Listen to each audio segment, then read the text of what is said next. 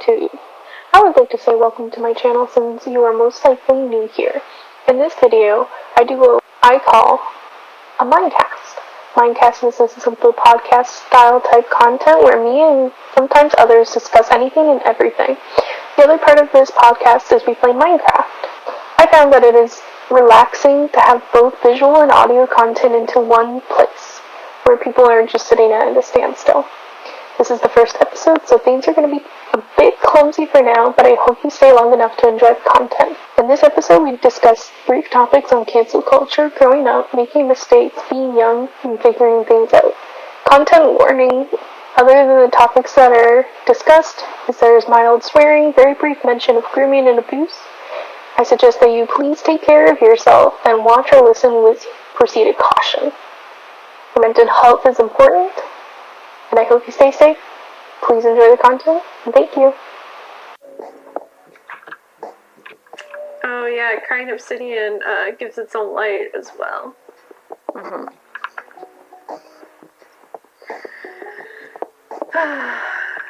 Okay, so one of the stream topics for today is childhood. I was a child once. You were? Yeah? I thought you were always just my dad. No, even dads were born. Not dads. I refuse to believe you weren't always my dad. Okay. Well, we only met, a couple of years ago. So, that raises some questions about where I was all those years. Getting milk? Oh, yeah. Not the best. No. Not the best excuse, but... No. But yeah, you're a bit older than me, so I guess you have more insight. I am... I don't know. Years. Yeah, you're years older than me. Years beyond wisdom. Okay, I'm gonna go over here for Crying Obsidian if you want to come with me. Sure. Wait, how much older are you than me? Like, I'm currently 24. You're turning 25 this year. Yes, but not till, basically 12 months from now. So, You're technically, 2 years to 3 years older than me. Yeah, because I turned 22 in, a couple months.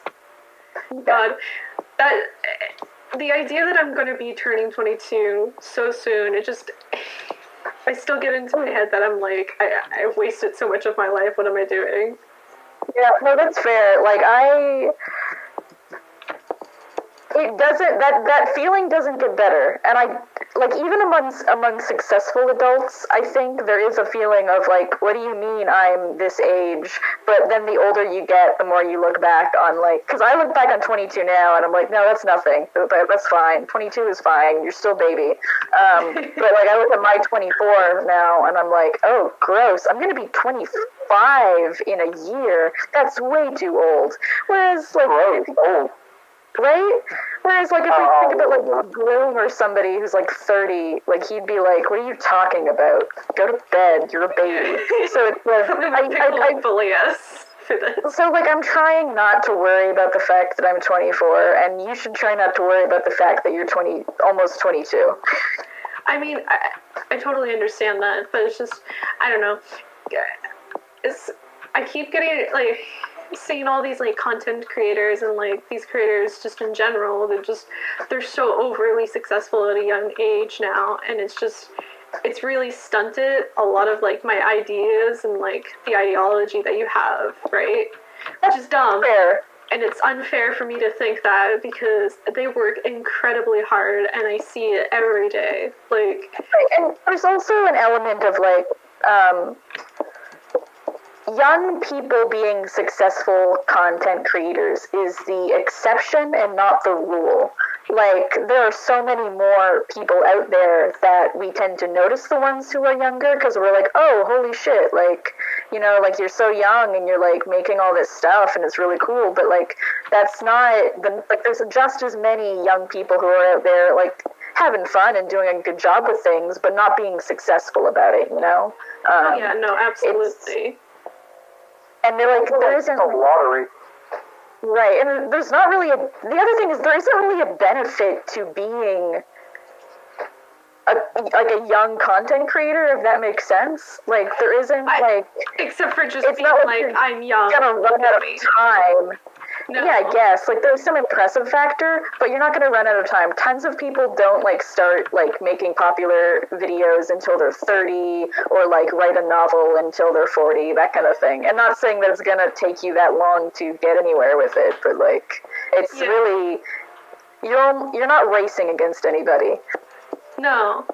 And that's completely understandable. It's just, it's hard to look and just be like, wow, to be fair, I haven't done anything worthwhile to, bring myself up there into, the light of being like, wow, I've done something with my life. I've barely just started. I'm out of college now, and I'm trying to get back into school to start creating or start learning something new. And I'm already thinking about, wow, I haven't done anything when I'm still... Yeah. And that's a mood. Yeah. And that part of that for me is that I spend a lot of time lying to myself about what I wanted to do and kind of avoiding what I wanted to do, because, society kind of broadcasts that the things I'm interested in are not things that are easy to be successful at. And so I intentionally, went for things that seemed better received by people around me, like science, or even just when I went into graphic design instead of animation, I was like, graphic design seems safer, even though it wasn't really what I wanted to do. So now, looking at people who went for what they wanted to do right from the beginning, it does feel a little bit like, oh geez, other people have a head start. Yeah, I think we all think that, though. I think a lot of us end up thinking, I should take the safe route, especially if you are creative in any way possible. It's hard to think about maybe going and taking that quote-unquote risk when it technically really isn't a risk unless you work really hard for it. I've seen a lot of writers and creators, if they're not on, New York Times, people are like, oh, no. But that's not really true, because in this new age, there's a whole other content consumption that you're able to find. For comic books nowadays, I used to collect comics when I was younger. I used to collect comics a lot. And then maybe 2 to 3 years ago, just when I was finishing high school, I discovered that there was an online way to read comics, and they weren't by the OGs like Marvel and DC. And once I found them, I found, wow, there's so much more creativity and expansion and work through this, and expansion through art, because people just have their own reins on what they want to do through these platforms. And the same goes for YouTube and TikTok. People have the full reign of what they want to do. Right, it's a lot easier to be a self-made artist nowadays, or content creator, or what have you, just because of the internet and the freedom people have in getting their stuff out there without having to go through a publisher or anything like that. I'll bet you won't be on the New York Times or the best-selling list. Every book in the entire bookstore is on the... Well, hell, you could. If you get popular enough, a lot of people do end up releasing, if, get a popular comic online, release a print copy kind of thing. Not that everybody goes through that, because I feel becoming a New York Times best-selling author is not as important for those people to make money in the first place in the days of Patreon and such. No. Why is there 5 of them? There's 2 of them. There's 2 of them attacking you. They're just vibrating very fast.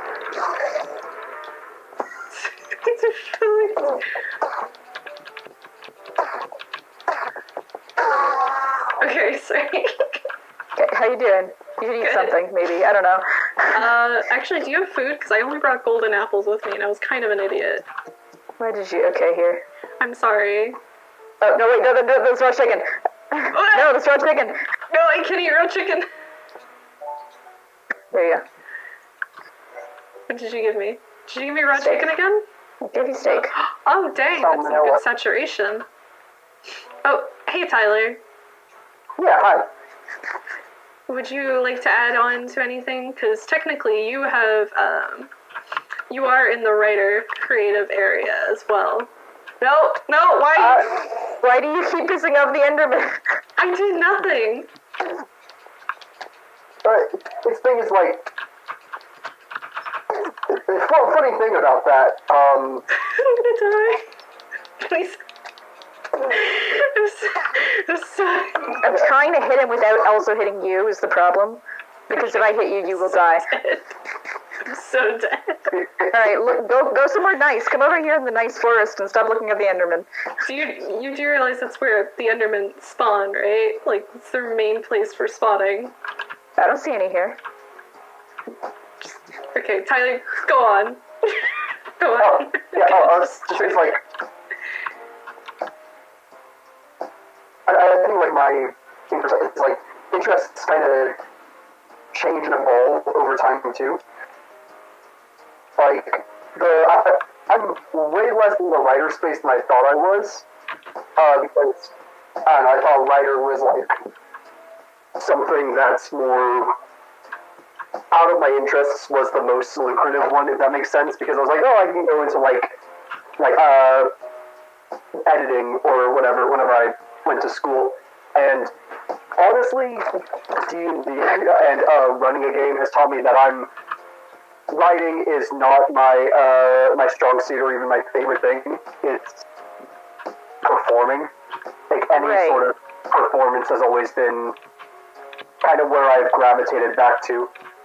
Right, and I think that's, like, just kind of to jump off of that, with me at least, not going into the things I was passionate about was not just, oh, I'm worried that I won't be successful at it. It is, I am worried that I will not be passionate enough about it, that I will get into it, and at some point I will decide, oh, wait, no, this isn't actually what I wanted to do. Yeah. Which, sorry, yeah? Do you think it's more reliant about losing your passion and trying to find an equilibrium of like trying to figure out like what you want to continue to do for the rest of your life?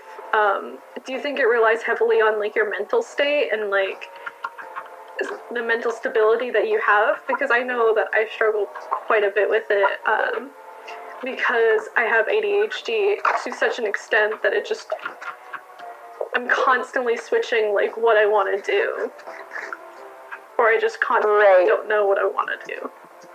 I think ADHD can play a part in it, where it's like,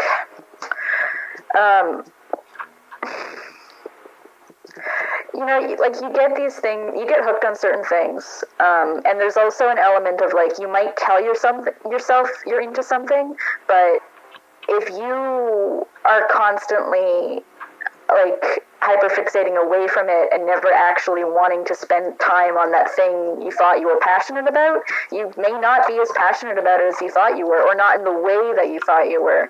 At least that was how it was for me. And like, I went into astrophysics originally thinking like, yes, I love space, I love the stars. But then I was constantly never able to really focus because I wasn't actually as passionate about it as I thought I was. And part of that too is you can be passionate about something and still get distracted from it. But it should at least be something where I find with ADHD, your hyperfixations will draw you back to it sometimes. And you will like find the rhythm again. Yeah.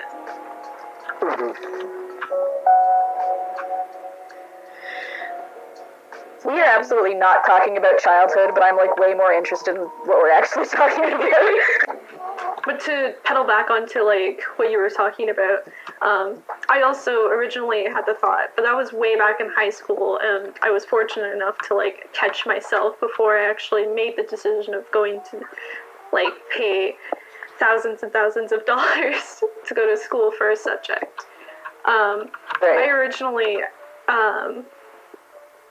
of course, being somebody with ADHD, you're always, or with excuse me, sir, I am Neurova vomit. 1 second again.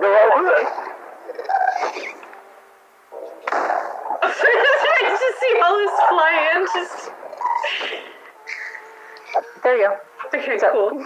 Okay, so being neurodivergent, or however you would classify it,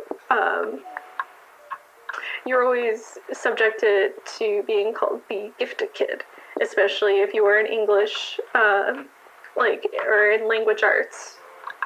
Oh, yeah. Yeah.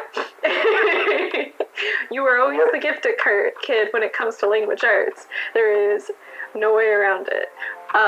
So that was actually one of the only good subjects I was at. The other good subject I was in was history. I did extremely well in history. Surprisingly, I don't actually know anything about history now, so don't try to give me a history test. Who invented Canada? Me. Next question. Shit, I don't actually know. Who was the first John A. king MacDonald. of Wait, really? Canada? Yeah, Johnny MacDonald was our first premier. I'm trying to hit these back at him. Okay. Excuse me, sir. Is there any gas tears that came out? Yes. It's mine! Thank you. But yeah, history was one of my leading subjects, and it was actually one of the ones that I actually quite enjoyed a lot. I would actually... I was buddy with a history teacher, of course, because I had no friends, so I was teacher's pet. So I would actually bring the newspaper to class, and I would talk to him about all of the things that are happening in the world. Amazing. Even if they were really bad. Dude, teach. Have you seen the stock market, man? Come on. No, don't ask me. Hey, how do you feel about the... Yeah, like, just ask your teacher, how do you feel about the GameStop controversy? No, I wouldn't bring up any subjects like that. Also, I have no idea what the stock market is, and I refuse to learn about it, so we're not bringing it up here. Absolutely not. I refuse to be yet. Don't even try to educate. Don't you fucking dare. Oh, that Enderman is mad at me. Okay, I thought he was... Don't worry about it. No, he's mad at me, but he can't reach me. It's really funny. He's just gonna vibrate on the ground for a while. I didn't bring a... Oh, I didn't bring my... Okay. Do you have an ender chest? Because I can give you my bow if you need one. I do not have an ender chest. I do have a bow. Okay. At some point we should probably try to get, like, silk touch or something. God damn. I have silk touch somewhere. Just moisturize. Yeah. But as I was saying, excuse me, sir. Your head is just in the... It's really weird fighting this Enderman this way because he just, like, will come to the same spot, disappear and run up to the same spot as if it was a different Enderman, but it's not. He just, like, is vibrating in and out. What did I think of? Sodium dust. Okay. Cool. Yeah. How many hit points does he have? Have you... Is that him right there? Is that John Enderman? John Mulaney? He's got phantom in the hips. He wants to take you to a secondary location. Do you have a second Enderman? I'm trying to kill him and he's not dying. Yeah, there's something weird about this guy. Because one of them died. There's a... Alright. But yeah, so I got really interested in history, and like I met with like a bunch of the candidates that were always doing political parties and things like that because I was just so interested.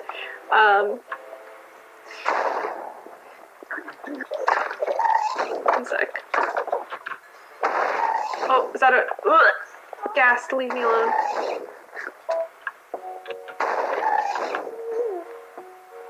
But because I got so interested in history, I almost ended up taking like political science or taking the lead. Like I was even in the Model UN, but I just couldn't find myself taking it seriously. And I think the reason why there's like the difference between us and like why you chose to go the way that you did is probably a generational, like I know it's a small generational gap, but when you think about it, like I grew up on content creators right away, and that was like the biggest fast track. And like as I was in high school, that was like one of the things that was still actively going on, right? It's possible. I mean, like you said, it's only a couple years. Like I think, grew up on a lot of the same. Like I also did watch like a lot of YouTube growing up. It's hard to say. I do think that now things are more encouraging towards people right off the bat going into what they want to go into. And some of that is a generational thing where we're seeing more content creators. I think some of that is also just that, like, the way the economy has gone, and things like that, like, people no longer take it for granted that if you go to university and study for a degree, that you're automatically going to get like a good job. There's a lot of, well, I don't know if like just going this, there aren't any safe options anymore, it kind of feels like. So a lot of people, I think, are leaning more towards just doing what they want to do anyway and hoping that they can make money off of it. Yeah.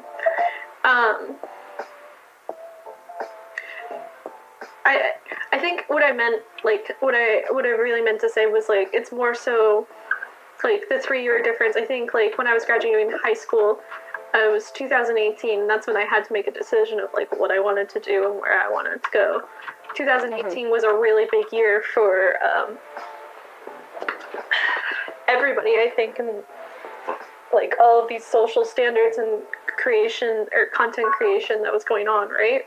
So I have no memory of the year 2018, but I refuse to believe you. I think it was like the peak where all the old content YouTubers like PewDiePie or God, I'm trying to think of old YouTubers. Tobuscus. Tobuscus died off a long time ago. Dear God. Well, it exists. He's out there, I believe. I think he's still doing stuff, but nobody watches him anymore because he's done some. Yeah, yeah. Very. That was, I thought of old YouTube. That was the first thing I thought of was Tobuscus. Yo, me too. Okay, so Tobuscus has always been on my mind because I watched him strictly for his animation, and then like, of course, you know, his famous song "Diamond Sword." May that song rest in peace. It will be forever a Minecraft tune.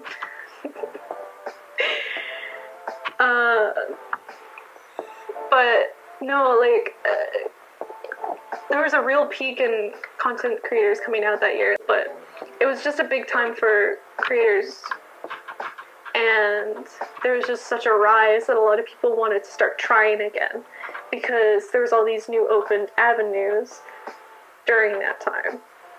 Right, I kind of get you, because it feels like it was only really in the last few years that Patreon really became a viable way to make money, like a viable career option for some people. Mind you, it's not viable for everybody by any means, but it's like it's become more feasible for people to make a living just making stuff on the internet.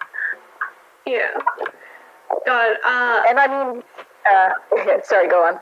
No, continue. I was just going to say, part of my discussion here is, like, also just going into any creative field, not just making stuff on the internet. Like, there's also, like, you know, like, full-time paid jobs, I think is part of this. It's like any art field, whether it's making stuff on the internet, freelance, or, like, you know, paid continuous work, I think has been a scary prospect in the past and kind of fits into this conversation. Yeah. Mm-hmm. Well, Great Obsidian. Hello, sir.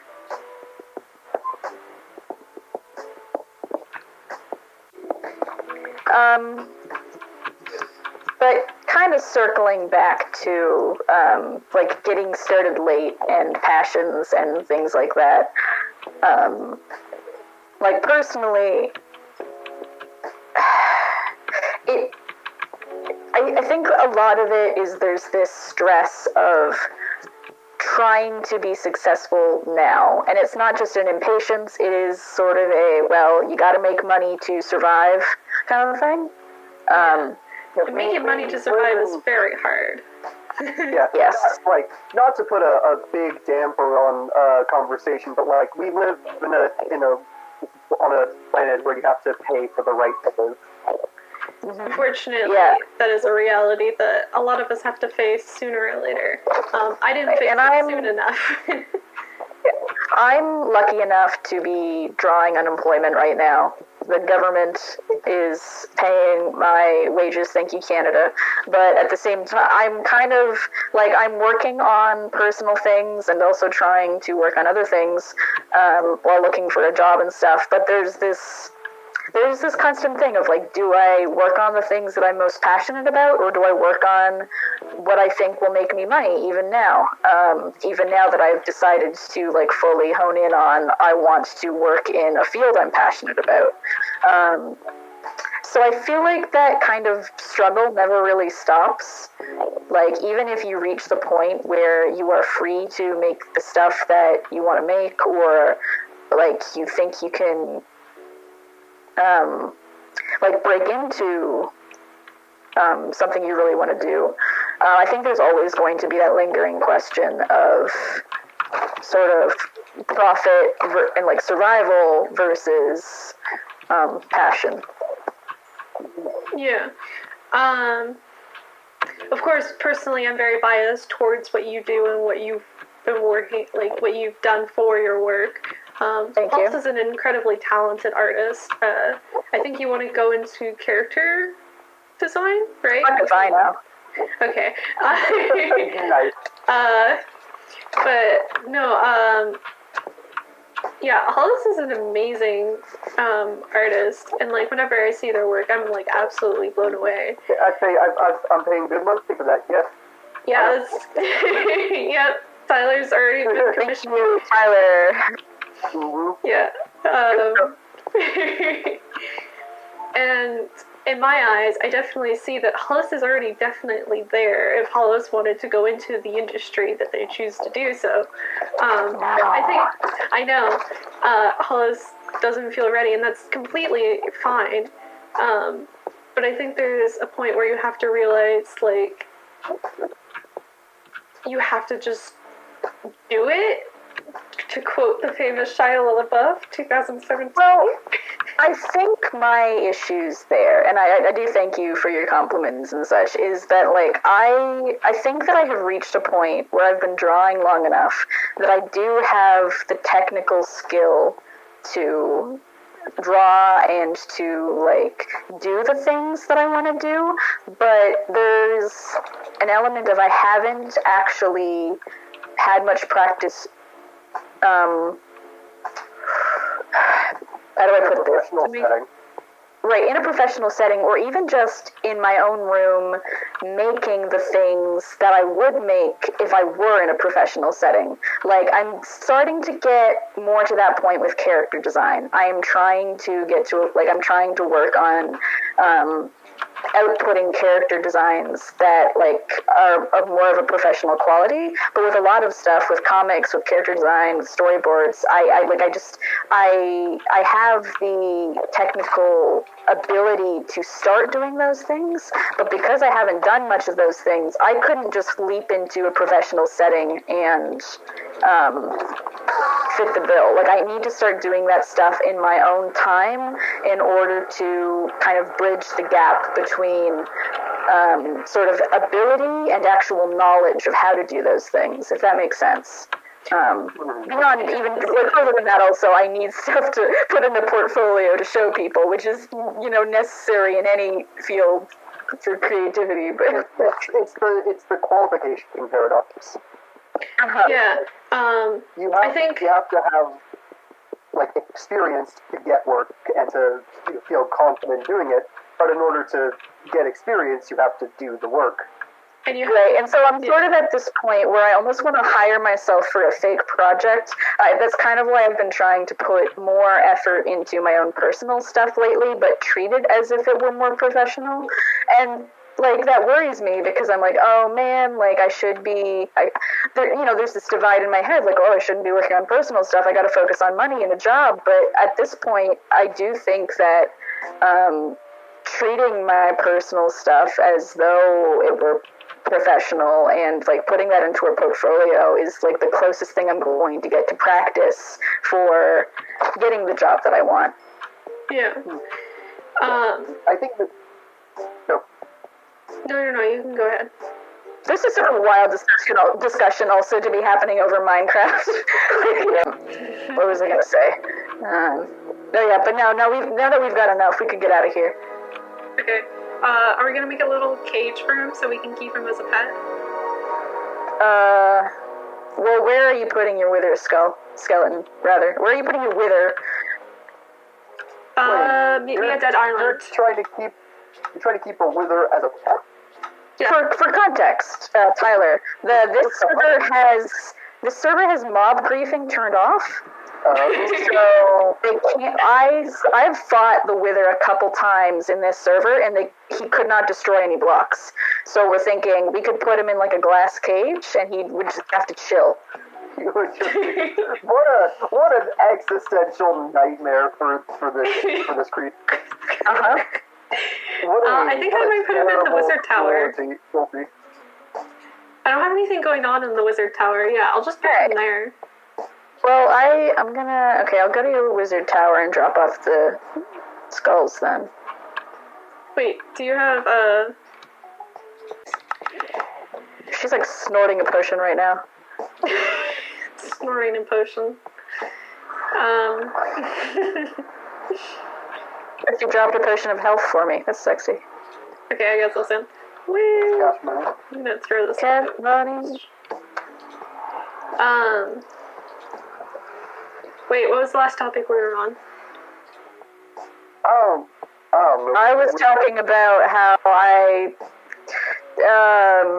Oh, feeling right. I don't know how we even got to it, but I was like, oh yeah, like I don't feel ready, but like even though I feel like I'm starting late, I am working on personal projects as way of making a portfolio that I could actually put towards like professional projects. Hello. All right. Greeting. Where do you want your wither skulls? You can just check them at me. Do you want to be here when it happens? Yeah, sure. Do you have like the glass stuff? Do you know how you're gonna set this up? Oh no, I was just gonna stick him in the in the tower and just let him be. He can still attack you. Okay, let me go grab the glass. Like, I cannot stress this enough. He can't destroy blocks. He can still shoot, like, danger beams at you and damage things. Like, Okay. he just can't break out. Okay, I'll go grab the glass then. But yeah, no, feeling ready enough. Yeah, no, I think it's just, you gotta find the motivation, and I hate saying that because I hate it when people say that to me.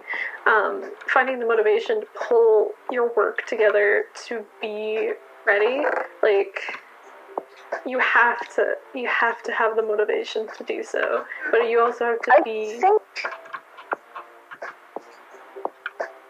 Sorry, I cut you off. I think part of it is motivation, and part of it is just, like, for me, what a lack of motivation usually is actually doubt. Like, I have too much anxiety about how a project will go, or if it's going to be worth doing. Not so much, it's not that I don't want to do the project, it's that I am... there's always this question of, is what I make going to be good enough? Is it going to be like what I want in my head? Is anybody going to care about it? And it's getting, like, through that doubt and, like you said, kind of finding the motivation to make something that is kind of key to putting anything together.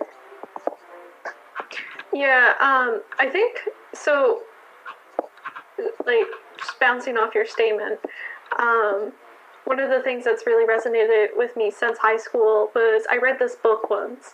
It always starts with that. I read this book once. But this book, it touched on such the subject in a way that it just kind of like, it broke my resolve, but also it bounced me to a reality that I wasn't looking at. And that is, to quote the very book, it was, everything has already been done. There's no reason for trying to do it again. Shit, how am I gonna do this?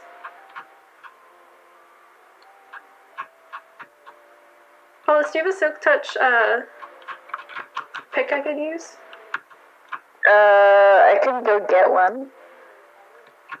Yeah. Why do you need a Silk Touch pick? I don't want to break my glass. Oh, just assumed you had more glass. Well, I do, but I hate breaking glass. I see.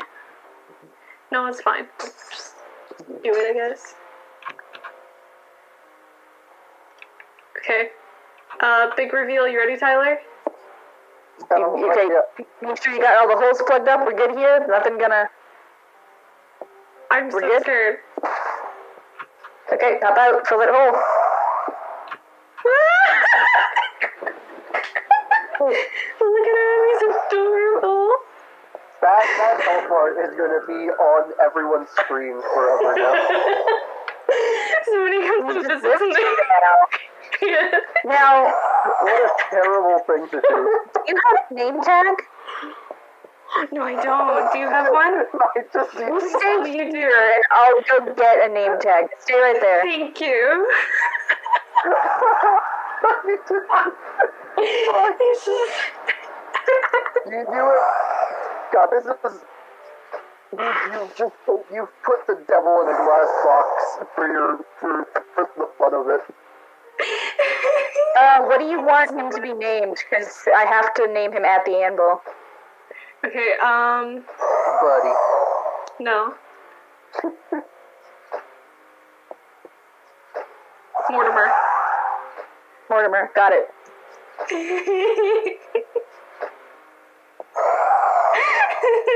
love it so Mortimer. much. It's gonna be so funny when Steak comes and visits and Steak's like, what the? It'd be great. Let's go. Alright. We could talk about this idea with Steak, but it's even gonna be better, like, not telling her that you went ahead and did it. Let me see here. Let me get back there. Nobody comes and visits me anyway, so they won't know. Just be like, hey, Steak, I worked on my house. I want you to check it out next time you're on. Okay.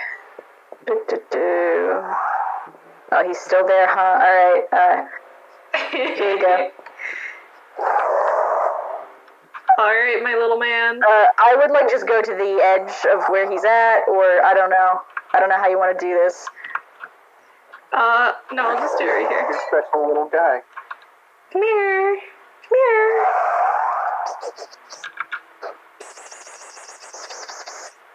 Shit, how do I do this? Okay. Come on. Yeah! Mortimer! I can't believe. Prestige. Wait, can you take a screenshot of... Here, wait, I'm gonna squat next to him. Can you take a screenshot and send it to the group? How do I enter photos again? I have no clue. Just a sec. There we go. Thumbnail? I got it. I'll send it to you. Oh, look at me and my son. I want more. I want two. I think I need two in there. How are you gonna get the second one in there?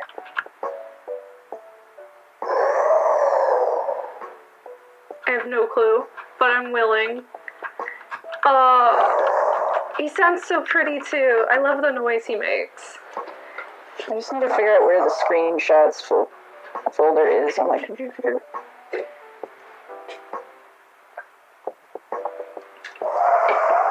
Should I like give him stuff to like do in there? Maybe. Put a hat. I wish I could give him a hat. You know, to be honest, I kind of wish that they kept the blue design. Like, he flashes blue when you, like, first make him. But I feel like the blue design would be nice. You want to put him in a perpetual state of just pre-existence. You already put this poor creature in an existential hell. It's boxed like a fish. He's just plotting. He's plotting his revenge as we speak. I just have to be very careful with this next step, because as soon as I break one more block, I think he has enough room to get out. Though I'm not sure. I don't know if it's 2 or 3. Probably needs like 4, I don't know. I don't know about that one, Chief. Oh, Maybe. I believe in you. Hey, what's one content creator that you've seen like blow up that's like younger than you, that's just kind of giving you that envy? General topic. Yana Mai. I don't know if that's her actual name, but that's her Twitter name. She's a storyboard artist. Okay. I mean, not that I don't follow a lot of content creators. I'm not sure how many content creators I follow are actually popular, or if I just perceive them as popular because, like, of the sphere I exist in. No, that makes sense. Because, like, I don't tend to watch, like, a lot of, like, extremely popular YouTubers or anything like that, right? Yeah. But Okay, looking at it from another side as an artist, like, there's a different level of edit. I guess the one person that always comes to my mind is James Charles. James Charles was, I think, God, how old was James Charles when he started? I don't actually know anything about James Charles. I've never seen a James Charles video or, like, clip, really, in my life. He started 4 years ago, 2016. I'm gonna put that one in the back. And he's 21 years old. So he's my age, actually. Yeah, no, he's my age. So 4 years ago, I was...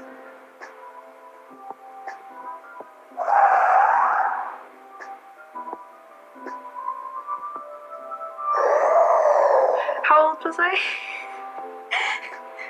17. 10 years ago? No, 4 years ago, yeah. 17? Yeah. Yeah. So he was 17 when he basically became famous, 17 and 18. And I'm trying to think of how insane that must have been. Like,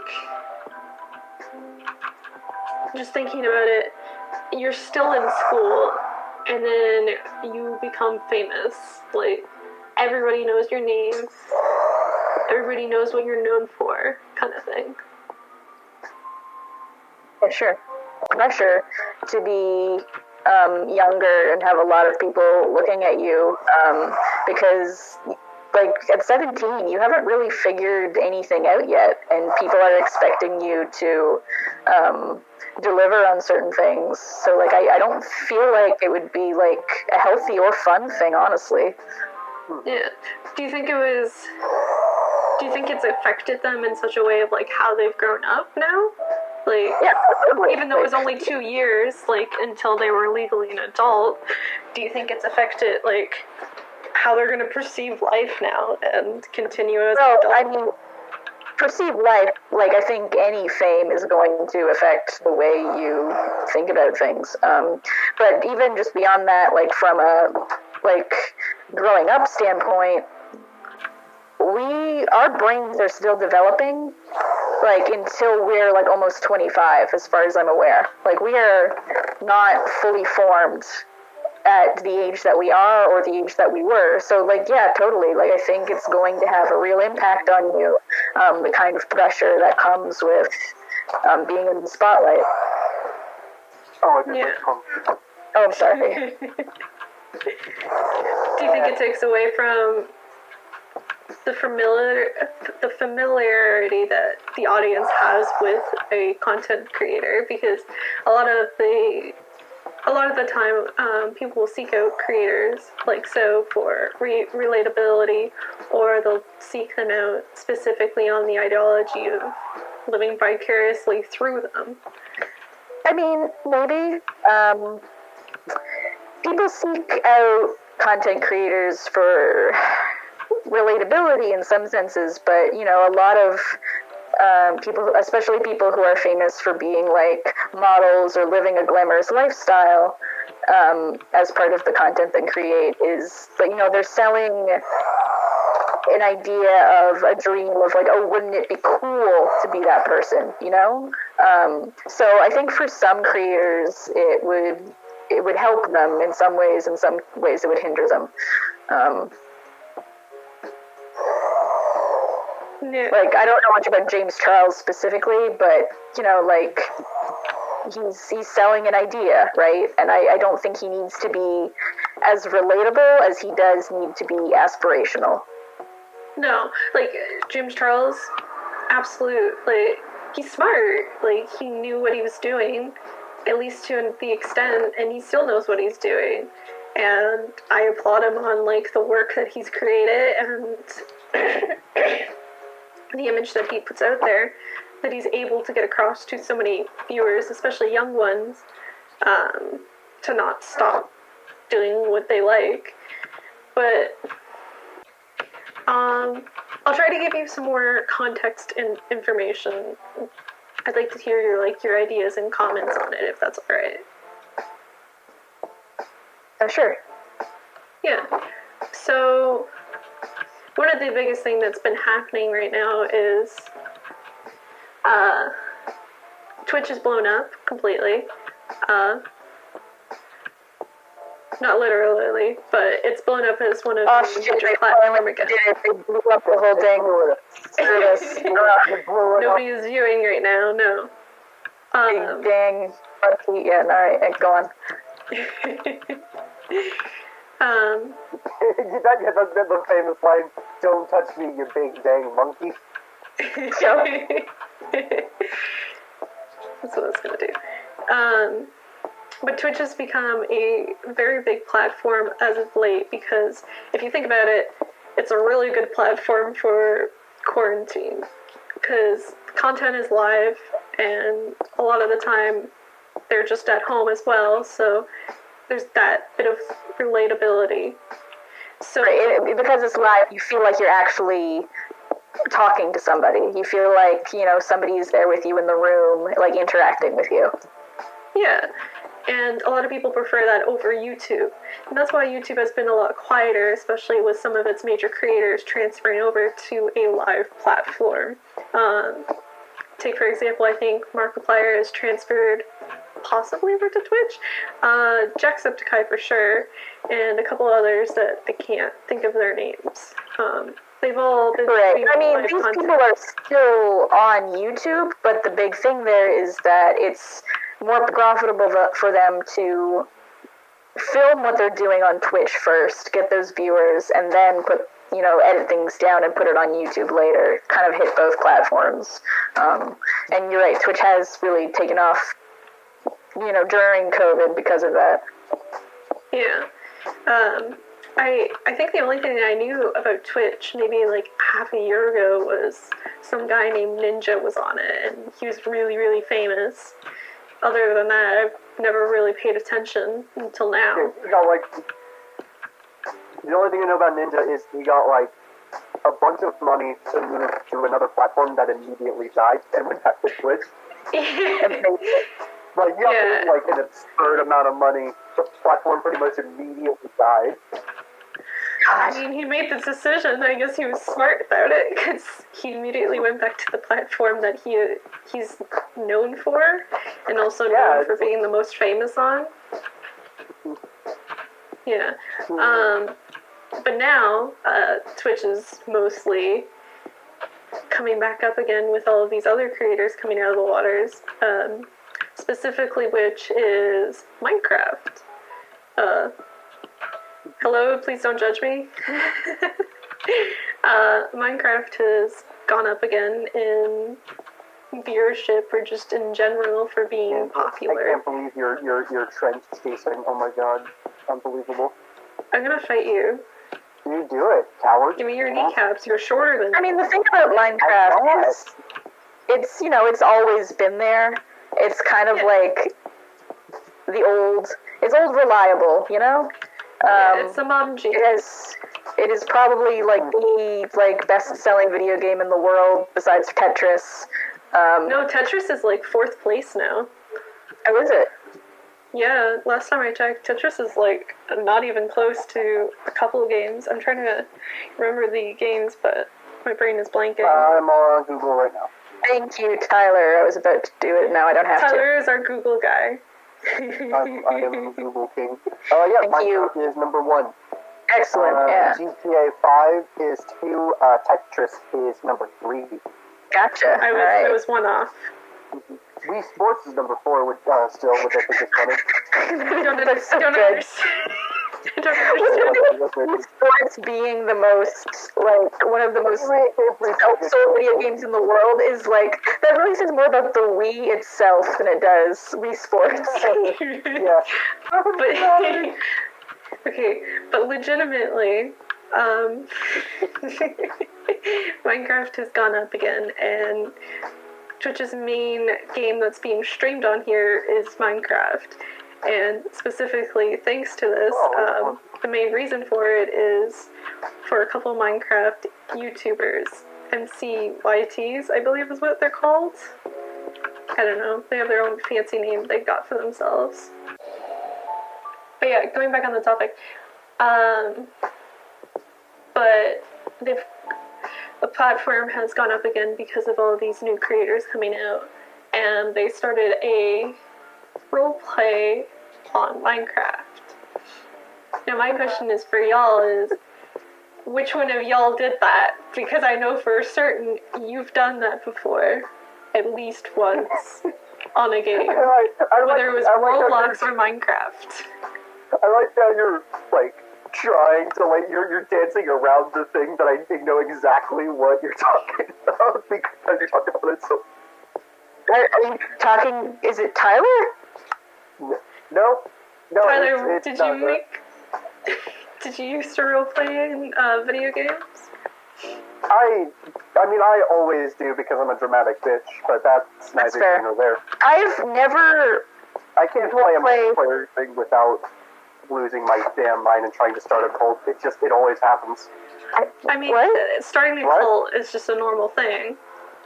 Yeah. I've never roleplayed in a multiplayer video game. Like, I've hung out in Skyrim and, like, got real into my character, but, like, I've never, my only real internet RP experience is D&D, just because, like, that was kind of how I got into role-playing with other people. I saw plenty of people, like, doing text RP on, like, sites like Tumblr and stuff, but at the time, I couldn't really wrap my head around it because the idea of just, like, engaging with a random stranger and being like, yeah, we're gonna pretend to be these Undertale characters was just kind of, like, a little bit out there in my brain.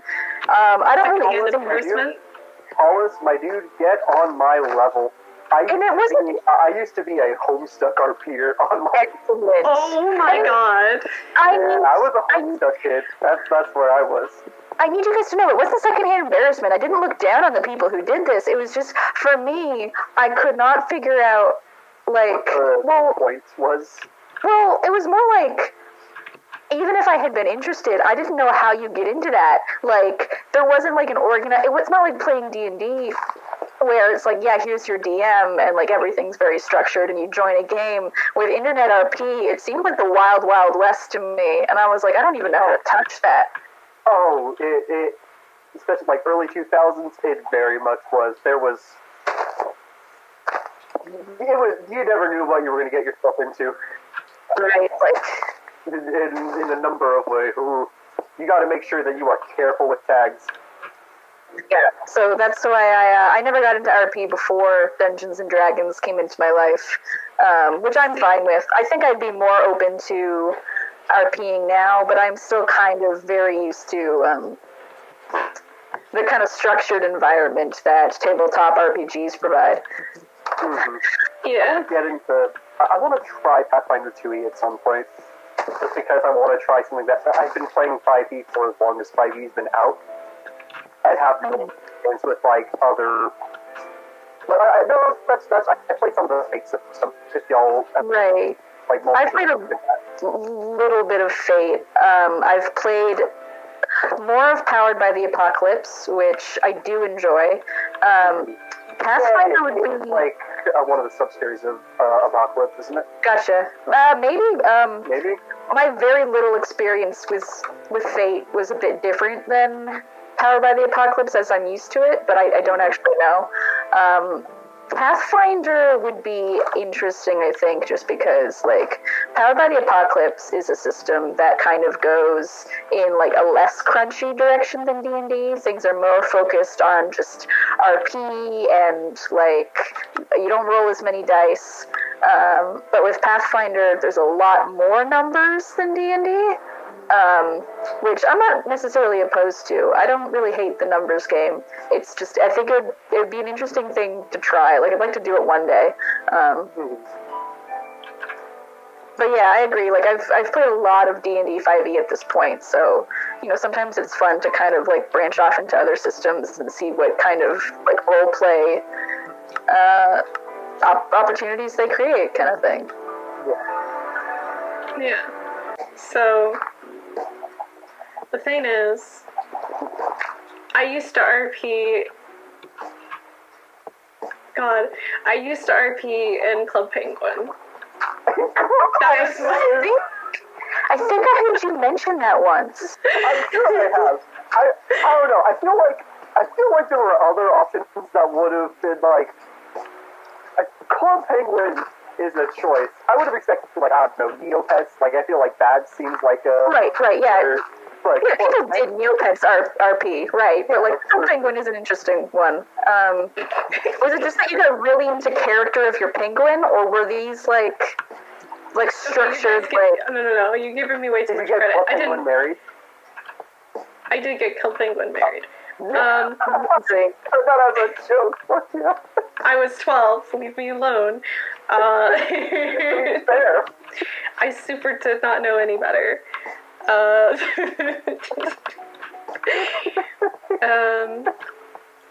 But no, you guys are giving me way too much credit. It wasn't anything like crazy good play or just anything. I don't think we're giving you any credit, bud. Tyler, I'm gonna come for your kneecaps. I know where you live. Anyway, you won't. That's the full extent I've ever had of like RPing in game until like I got into D&D. I think, yeah, because I've never played a multiplayer besides Club Penguin. I tried to briefly. Okay, so you guys brought up Neopets. I tried briefly to get into Neopets at some point, but I gave up because it pissed me off because they had all this story and lore that was actually kind of interesting, and then I couldn't find anything about it or how to play the game because I was trying to beat it like a normal game. Right, and you really can't because that's not how Neopets works. No, it's not. Neopets works in this specific way that you pay money and then they get it. Well, not even that, like, Neopets is, I mean, okay, like, Neopets, at least back in its heyday, I was really into it when I was 10, was a very simple concept, much kind of like a Tamagotchi or something. You hang out with your pet, you feed it, you love it, and it just is happy. Like, there was no chance of your pet dying. Most of the goal of having your pet was to customize it, to, like, you know, like win little awards for it, or like most of the people who got really into Neopets were furries. Most of the people who got really into Neopets enjoyed like drawing their pets. To be. Or we're gonna become furries. Look at Patch. Or people like Steak, who got really into Neopets, and Steak got really into Neopets because a part of Neopets was like customizing your like little Neopets homepage, and like Steak learned HTML. Yeah, I'm almost calling. I'm like the. Yeah, Steak loves to do. I mean, Steak doesn't do a lot of coding, but like that's why Steak is now in website design, basically for her job. So like there are two types of people who got into Neopets: furries and artists, and sometimes both. And I'll stand by that. Anyway, Neopets was mostly just a site that you would like explore and play around in. There was no way to beat it, and I'm sorry that you had that experience. I know. Again, I was 12. Leave me alone. Anyway. Yeah, I guess a question for y'all. Were y'all the kind of kids growing up who played like more than like any other kid game, try to get your friends to play pretend? Vampires, but that was in real life, and it was the time of Twilight where everybody pretended that they were secretly a vampire, and that they had vampire boyfriends that were invisible. Okay, see, this is where the 3-year age gap comes into play. Because, like, Twilight was part of my childhood, but, like, not at an age where I could still reasonably run around pretending to be a vampire with my friends. Like, I was just a little bit too old for that. So, like, that was a surreal thing you just said to me. Okay, when did it, because I feel like that was, like, middle school. The first Twilight movie. Also, do you have any dirt? Okay, 2008. Okay. That's acceptable. Do you have dirt? I don't have dirt. Give me dirt. No, I did know kids in middle school who still did that. Tyler, you're the baby of the group. You can't say anything. I'm like a year younger than you. It's an extreme age gap. It's absolutely not. It's the most extreme age gap. You were born in... I'm allowed to say it because you're actually, like... Yeah, I'll accept this from you. But from Mark? No, I refuse. I will not accept the slander. You're getting... Guess what? What? There's a tortoise in my mind. Are you That's his making him? mind now. Yes. The mine under Robot Island. I'm name tagging him Gay Bowser so he won't disappear. Wait, shit, are you also in the dig site? No, I'm in the... you know the mine where I have my monster trap? Oh, yeah. Under Robot Island. Two things. It's great for spawning slime. It's like fantastic. I've gotten so many slime. It's great. And also, I didn't light this place up, so it spawns things, and that's not always great. But the fact that it just gave me a tortoise is amazing. I love him. I don't know how to get him upstairs. I'm going to have to build a very tall elevator if I want my turtle farm.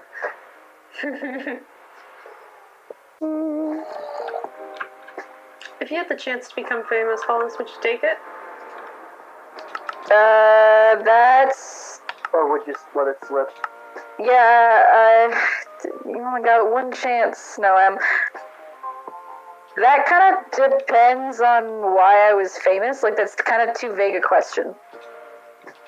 Right? Like...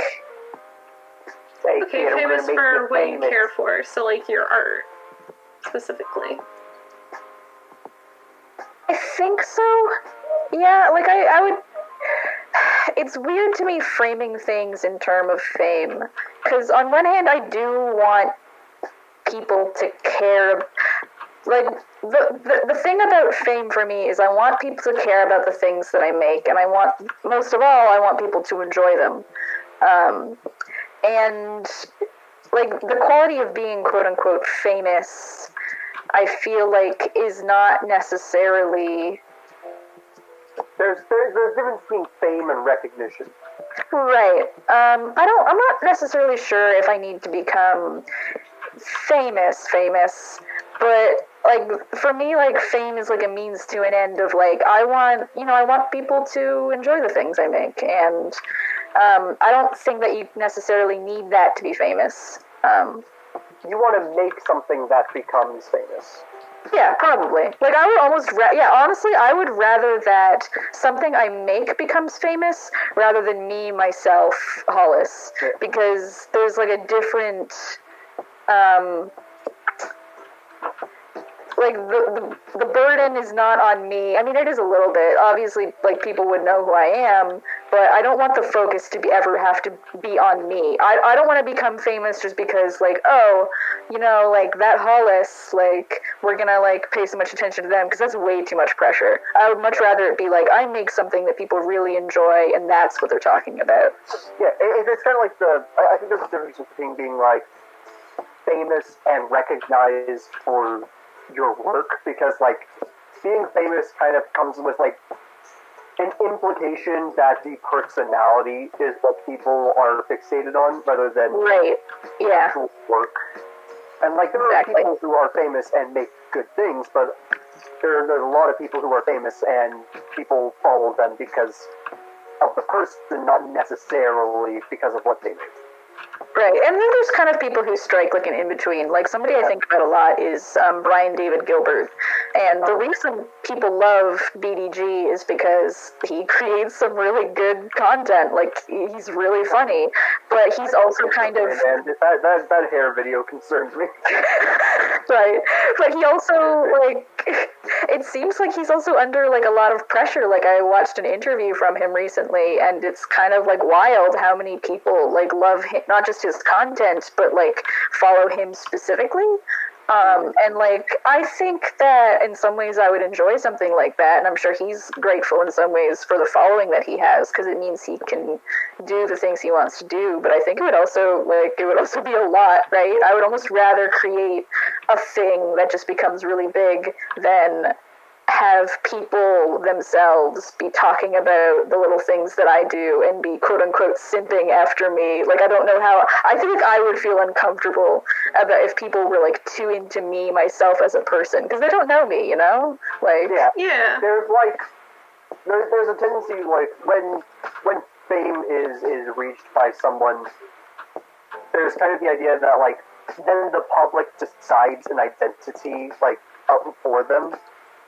Well, they think that that identity that they put out on the internet, or however they put it, that's the real person, and they grasp so tightly to that, and they're like, no, this is how this person acts, and it's like, you don't know how this person is in real life. Like, you need to understand that's not, like, they're probably a completely different person than what they give out on their online persona, or the persona that you perceive so well, right?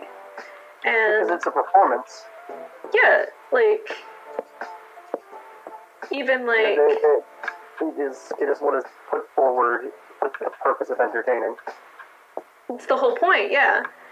And it gets a little bit scary because you think about it, like, these people, they latch on so tightly to it, and it's kind of scary to see how far that they would go for a person that they don't actually know, right?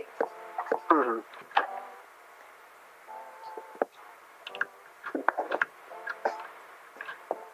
This got dark.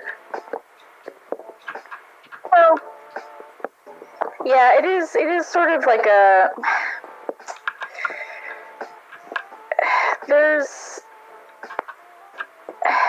Like, even when people are being mostly honest, like, even if it's manufactured authenticity, like, even when people don't put on much of a performance and they're just very casual, it's, there's kind of a danger in, like, forming any sort of parasocial relationship with a creator is where things get dangerous. And, like, that's kind of, why there are so many cautionary tales, and why a lot of people do try to even when their work gets famous, step out of the limelight. You get a lot of people who, either don't show their face or, try to keep as many details as possible private, for good reasons.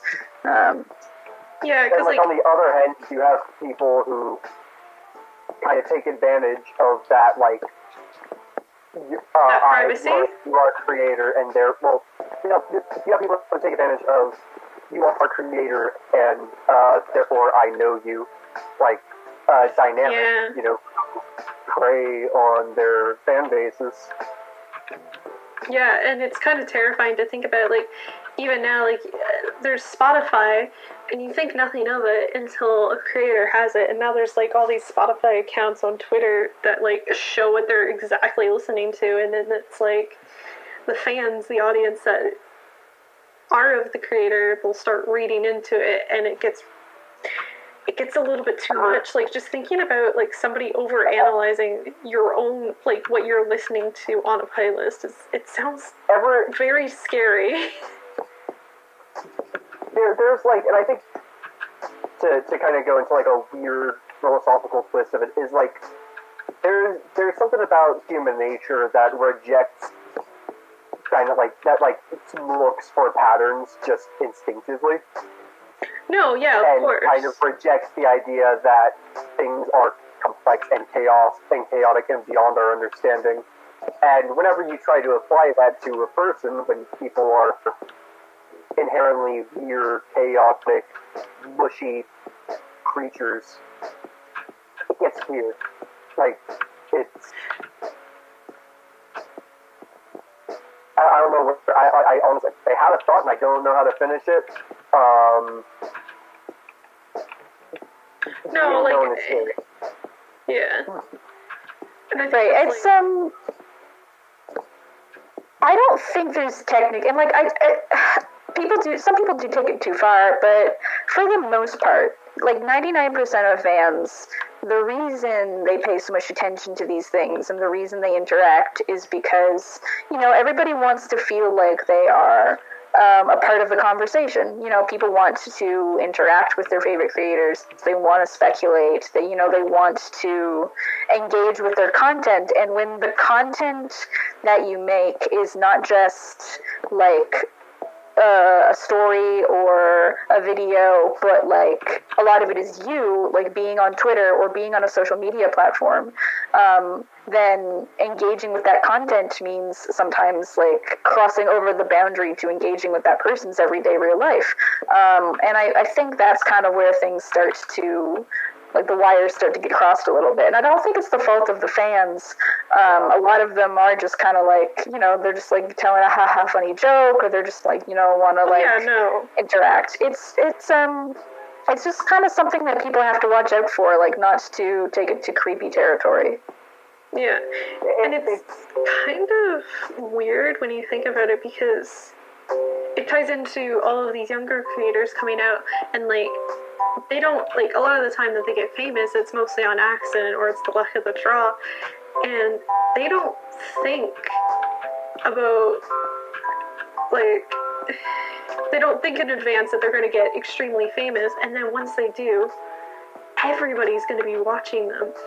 Like, can you imagine how terrifying that must be? Like, imagine you're 16 years old, and, like, people tune in to watch your content, like, every day, and it's 100,000 people watching you, or 1 million.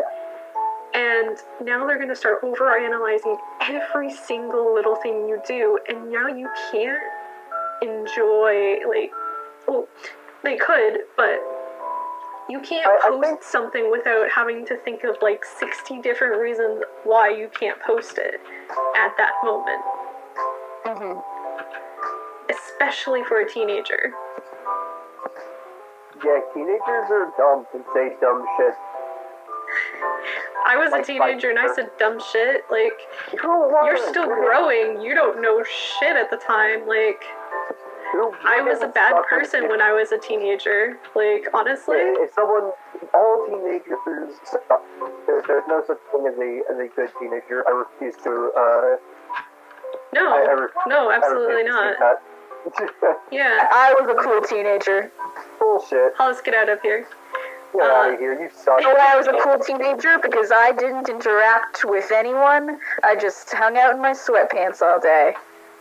Oh, Hollis. So I could do no damage. I was homeschooled, and my parents say that I was the coolest kid in school. Right. Holy shit, No. were you actually homeschooled? No, God no. Oh, okay, I thought you were homeschooled. No, I went to public school. Yeah, I went to public school as well. I went to a charter school in high school, technically, but even then. Yeah, I was a bad person, if I'm being honest. Like, I was a bad person in high school. Like, the relationships that I built and the relationships that I destroyed, a lot of them were on me, but they were also, like, I am perfectly okay with taking the blame for a lot of the things that I've done, but I'm also not completely okay with taking away the blame that they've done to me as well. Because I hung out with a lot of bad people as well, right? Right, yeah. And, like, that has an effect on you. Yeah, exactly. And that's that brings into the topic of, like, if you're a teenager, you're going to hang out with inherently, like, good or bad people. It doesn't matter. Their opinions are going to change at one point, and you're not going to notice this until it's too late. And especially with how you grow up in those situations, your reactions and the way that you handle things are going to be completely different from how other people would handle it. And you aren't, I can't stress this enough, you aren't an adult. You get the chance to be immature about it, sure. But being mature is not inherently something that you do when you're a teenager, when you're over emotional as well. It's a part of life. It's how you learn. Yeah. So a thing that I've noticed is a lot of people, I mean, when you think about it, we all know the word cancel culture, of course. We know what it entails, and we all know what happens with it. So the thing that really just gets to me is how people will take up old content from these old creators from when they were like a teenager or early 20s. Yeah, it's revoking someone's ability to grow as a person. Yeah, so once you bring up stuff like that, that takes away from the fact that they're a different person now. And people need to realize that it takes time to understand what's been wrong, and it also takes away from the fact that that was a different time. As much as I hate hearing hearing people that are older than me, like in their 40s, the boomers, say to me, it was a different time, that's just how things are, and that they refuse to change now, that's a completely different story. But I do understand the aspect of it's a different thing from, it was a different time, and that the way that they spoke and that the way that they acted was completely normal. So what I'm specifically referencing is back when I was in middle school and early high school, I didn't know any better. I would make homophobic jokes left and right. I would make sexist jokes, and that's not okay. And I didn't know that specifically well, even if the school maybe had told me once or twice. But even then, I don't remember actually hearing any of my teachers calling anybody out on their shit. Specifically, we're 12 years old, we're super young, we don't know any better. And they should have, honestly, been teaching about it earlier, but they didn't. That's just how things worked. Right. And what's ironic, what's ironic is I'm now gay, and I'm also, I am physically a woman in the sense. So I was still making misogynistic jokes and being homophobic when it's just the absolute irony that comes with it now. But what I'm specifically getting at is these people that go out on, like, with their pitchforks and everything, they start going to attack these teenagers or these young creators that are up and coming, and they overanalyze every single thing that they say without giving them a second to breathe and all apologize for their actions. One of the... it's like kind of like in a sense the same reason why like people cling so hard to homophobia, etc. is it makes you feel better about yourself to have an other to demonize, to hold yourself up against him, to have somebody point and go, aha, I'm better than that kind of person. You want the savior complex kind of thing, right? Yeah. Well, even then, it's like... No, go on. Yeah, I'm trying to think of the way to put it in words. It's kind of like an us versus them, but just from a different side. Yeah, it's people want to be better than someone. Like, there's a certain class of person who bases their self-worth over how much better they are than people around them. Yeah. And the kind of person, and that's just the kind of person that, and I mean, even beyond that, it's part of it is like once everybody jumps on the bandwagon for like cancel culture, for like once everybody sees somebody as like they've said some shit, regardless of how recent it was, it's very easy not to dig too deeply into an issue. It's very easy to see a bunch of people saying this person has done some shit and just see it as black and white and like just decide, well, this person and everything they've done is now bad, regardless of like, the context behind it and what other opinions they might have. It's a very much like black and white, you're either in good standing or you're not kind of environment out there sometimes. And I think that's what's dangerous, because that's the kind of environment that doesn't allow room for people to grow or to change their opinions when they've been told that something they said is, potentially harmful. Absolutely. Like, regardless of how long ago in the past it was, it could have been yesterday, but if you're not going to give people the benefit of the doubt that they want to be good people, then you're going to drive those people farther into potentially, right, exactly, being defensive about their ideas. If the only thing that you're benefiting is your own ego, then it's not worth the time. And a lot of people realize that, and a lot of people don't. But we also have to take into account a lot of these audiences are quite young, but a lot of them aren't. But the majority are quite young, so they don't understand, and then they'll feed off the older audience that know better and should know better, especially in these kinds of situations. One of the examples that come to mind was that whole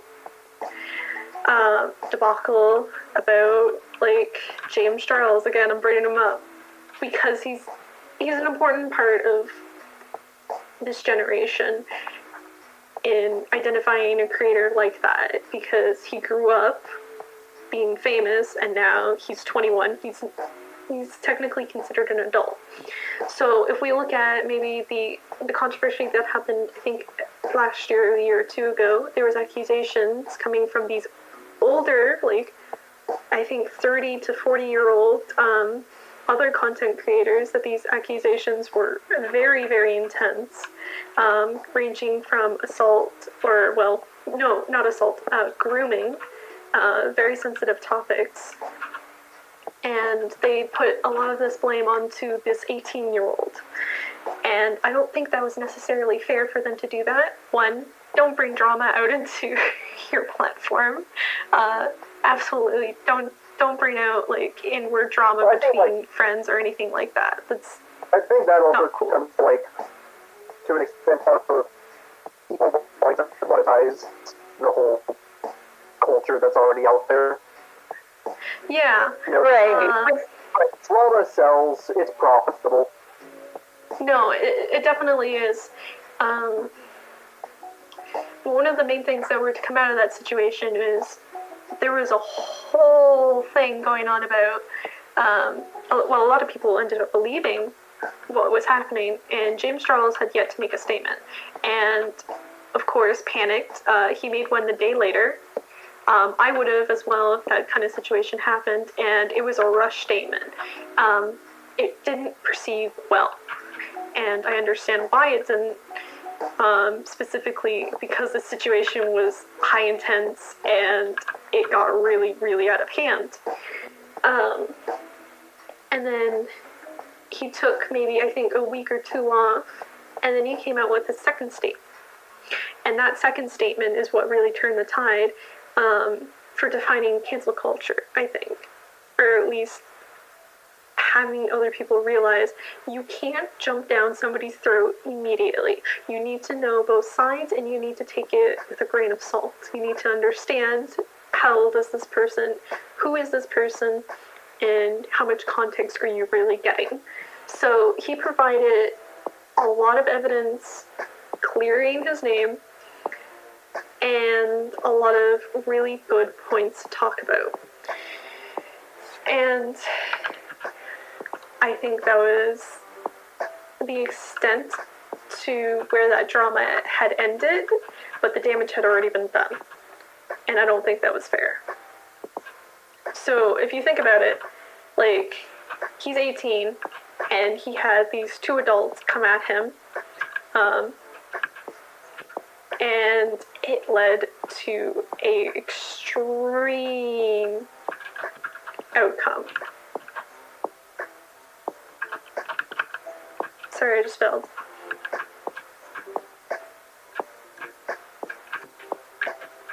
Okay. What's that? But it's taking accountability for your actions. If you look at a different creator that had a similar issue, maybe Shane Dawson, you can obviously tell Shane Dawson is a horrible person. Like, he has and always will be a bad person, I think. I did not put my cat. I did not put my dick anywhere near my cat. Oh my god. What does Shane Dawson do? So originally, Yeah, what does he do besides fuck cats? Because I've heard his name before. I don't know anything about him except that he didn't fuck cats, or maybe he did. Okay, so fun fact. He may or may not have. Fun fact, back when, I think when, around the time that YouTube were starting to get creators, like, content creators were actually becoming a thing, Shane Dawson was up there. I actually religiously watched Shane Dawson when I was younger. I was 12. I didn't know any better, and I thought his jokes were hilarious. The skits and jokes that he would make were blatantly very racist, like extremely racist. Like, I can't stress that enough. And the skits that he would do were very, very bad. Given, I will give that was the humor at the time, and I understand that. And he did grow out of it to an extent.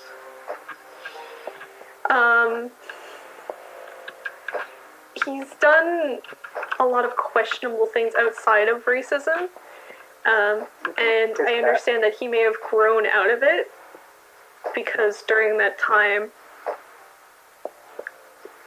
humor was okay. It was accepted among a lot of people.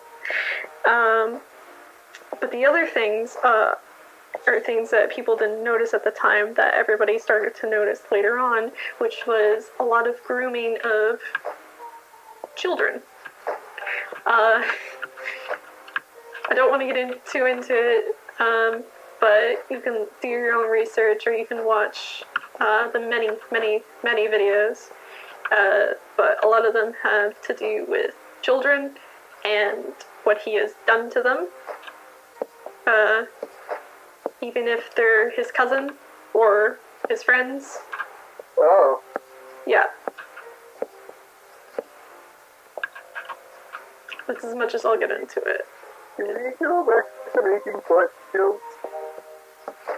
Right, so there's kind of a level there of, like, there's gonna be, I think we're kind of going with this conversation at this point is there is a difference between people who say stupid shit and make mistakes and like clear evidence of like, oh no, there was some whack shit going on there kind of things. Yeah. And which, because sometimes dangerous people do get platforms, and we just kind of have to deal with that as the internet. As long as it's like we take the time to make sure that those people are as dangerous as it is looking like it is coming out, and not like clinging to any. It is difficult because it's really the thing about the internet and going back to like not really knowing these people. It's often hard to know when somebody is like. You don't have the information on who they are in real life. You don't have the information on whether they're actually like on the up and up or whether claims about people being shitbags are true, right? Like you kind of just have to trust the information you're given, and that's how we get weird situations where like Johnny Depp has been canceled for years, and now it's suddenly like the narrative is changing again, and people are like, oh wait, like Johnny Depp was actually the one being abused, right? And like everybody almost universally hated Johnny Depp, and now suddenly like that's completely being flipped on its head, and it's a really difficult thing to navigate when the only information you get on people is just secondhand stuff that you're like reading online, and like even doing your research, there's only so much that you can do. Basically, what you need to do is never trust anybody ever. Never trust anybody ever. Sorry, what were you saying, Tyler? Oh, I was about to say, I was aware of like the first round. I wasn't super aware of the new round. Do we like Johnny Depp again? Is that a thing? Do people like Edward Scissorhands again, or are people still not?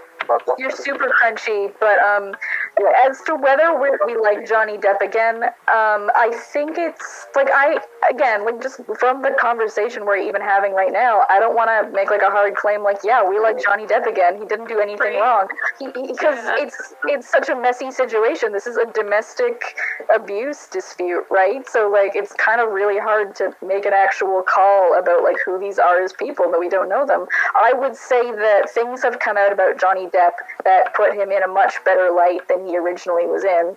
I, as a person, aren't going to make any judgments about Johnny Depp as a person because I can't, right? You don't know him as a person. I just want to watch Edward Scissorhands. Right, I would. Okay. Watching the content that somebody creates is completely different, and if you enjoy that content and the creation of the character, that's completely fine. Yeah. But it does. I see where Tyler's coming from, though, and that it puts a better taste in your mouth when. No, absolutely. I'm going to be honest. I was trying to lighten the mood with a dumb joke. That's valid, but. But that's kind of where I'm at. Is Pirates of the Caribbean was always one of my favorite series, and it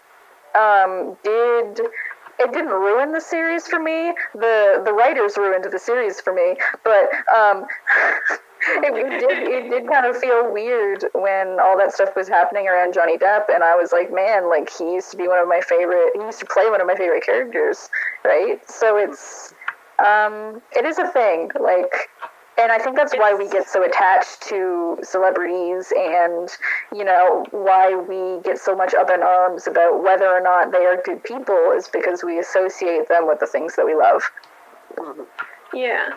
I wouldn't make any hard statements about, like, being like, I absolutely support and I will always be a stan, quote unquote. I endorse this message.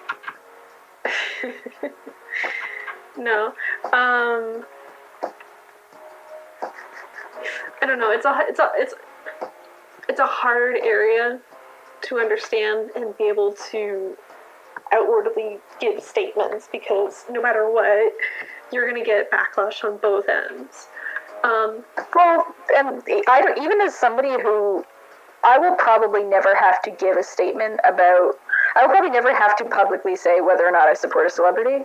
And even if I did, like, I think where I'm at is just like, I wouldn't want to. Like, even personally in my private life, I consciously make the decision not to make a decision about a lot of people because I don't know them, and I want to kind of leave it ambiguous, right? Because, like, it doesn't matter. It literally does not matter to me as a person.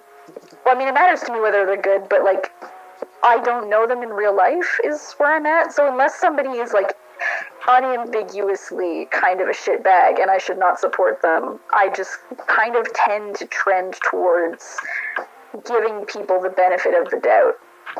Yeah. But it also takes into account, what if you know that person and you both have a status that you have an audience, right? So if I knew the person personally, right, okay. In those situations, that's difficult, and I I don't have really any experience with it.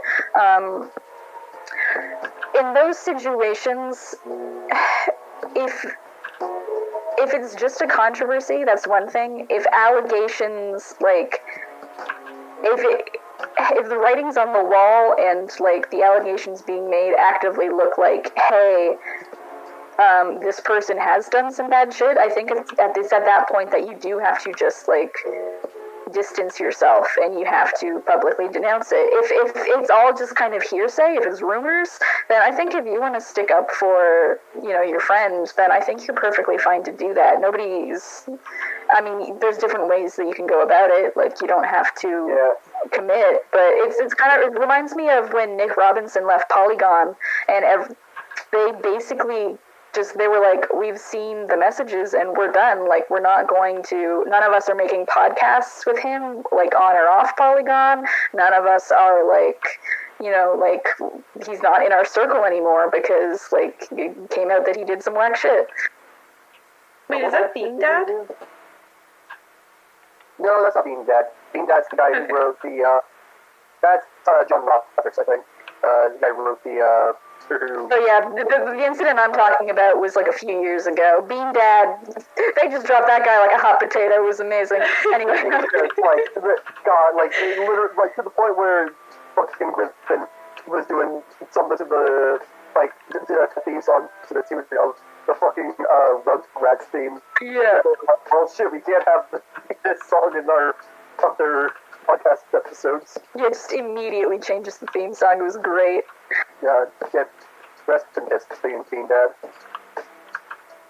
Rest in piss. Rest in Dad.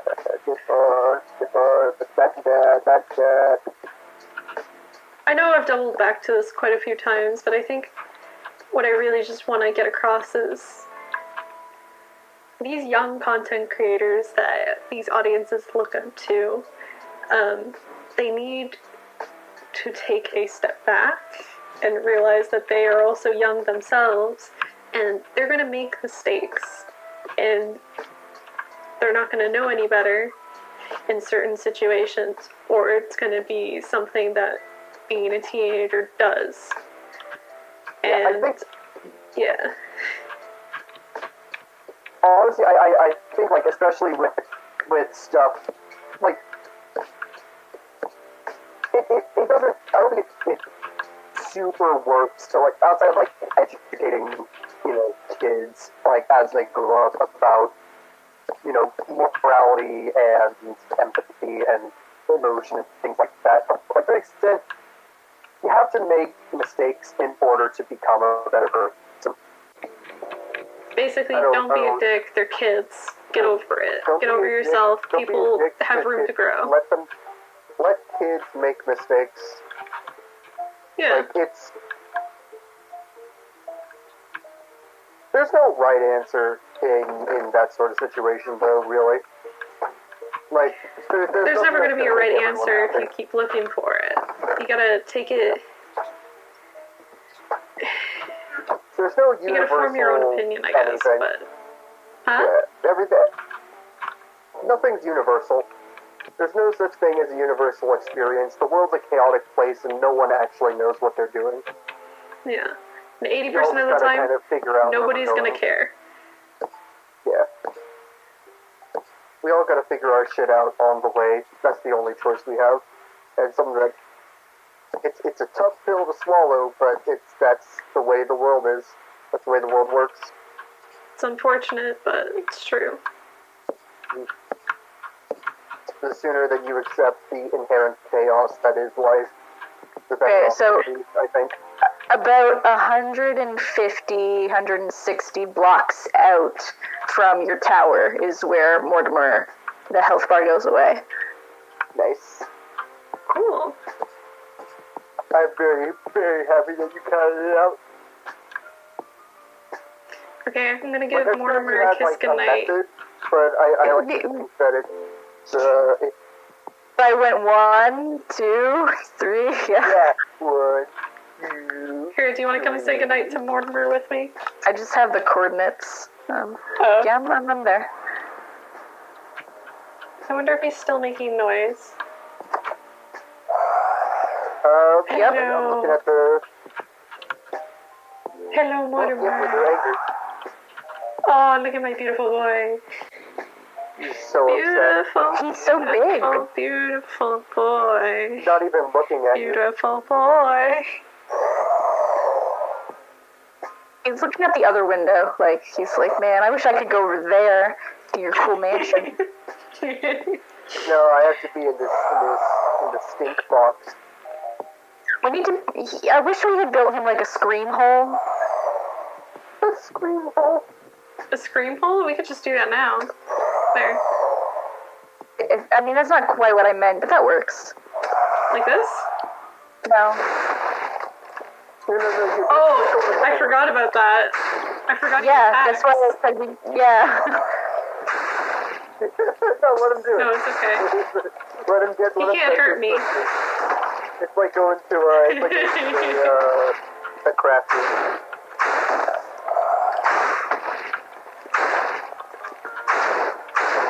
Reminds him how pointless any attempts at escape are. Really breaking his spirit. Shit, I just got hit. Okay, I'm sorry. Mortimer flew! He's high! Yes, and He's ascended. I'm so proud of him. Look at him. God, I'm so proud of him. I am no longer of this mortal coil.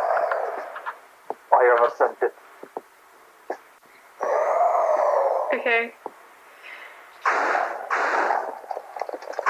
think this is where I will head off for tonight. Good night.